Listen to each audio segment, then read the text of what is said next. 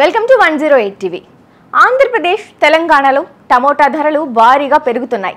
నెలన్నర క్రితం వరకు కిలో 20 నుంచి 30 రూపాయలు పలికిన టమాటా ధర ఇప్పుడు భారీగా పెరిగింది. గత 15 రోజుల్లో టమాటా ధర డబుల్ అయింది. ప్రస్తుతం హోల్సేల్ మార్కెట్లో కిలో టమాటా 70 నుంచి 80 రూపాయలు పలుకుతోంది. రిటైల్ అయితే 100 దాటినట్లు తెలుస్తోంది. డిమాండ్కు సరిపడ టమాటా రాకపోవడమే ఇందుకు కారణమని చెబుతున్నారు కూరగాయల వ్యాపారులు.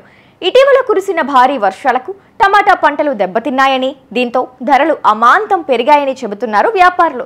హైదరాబాద్కు తెలంగాణలోని జిల్లాల నుంచే కాకుండా రాయలసీమ, కర్ణాటక, మహారాష్ట్ర నుంచి కూడా టమాటా వస్తుంది. ఇతర రాష్ట్రాల నుంచి పంట రాక తగ్గడంతో పాటు రాష్ట్రంలో దిగుబడి తగ్గడంతో ధరలు పెరిగినట్లు అంచనా వేస్తున్నారు. సాధారణంగా టమాటా ధర వేసవి కాలంలో ఎక్కువగా ఉంటుంది. ఈ సమయంలో ధర తక్కువగా ఉండాలి. భారీ వర్షాలతో దిగుబడి తగ్గి ధర పెరిగినట్లు చెబుతున్నారు. ఈ ధరలు మరో నెలపాటు కొనసాగే అవకాశం ఉందని చెబుతున్నారు. కొత్త పంట చేతికొచ్చే వరకు ఇవే ధరలు ఉంటాయని అంచనా వేస్తున్నారు. ఉల్లి ధరలు కూడా భారీగానే పెరిగాయి.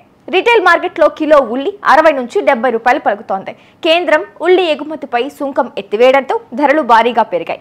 అయితే సామాన్యులపై భారాన్ని తగ్గించడానికి కేంద్రం బఫర్ స్టాక్ను రిలీజ్ చేసింది.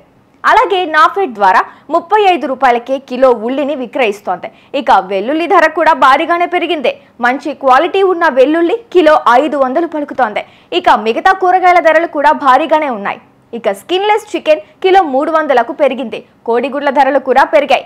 గుడ్డు ఒకటి 6 రూపాయలు పలుకుతుంది. ఇది చాలదు అన్నట్లుగా వంట నూనె ధరలు కూడా పెరిగాయి. దీంతో సామాన్యుడు బతకలేని పరిస్థితి ఏర్పడింది.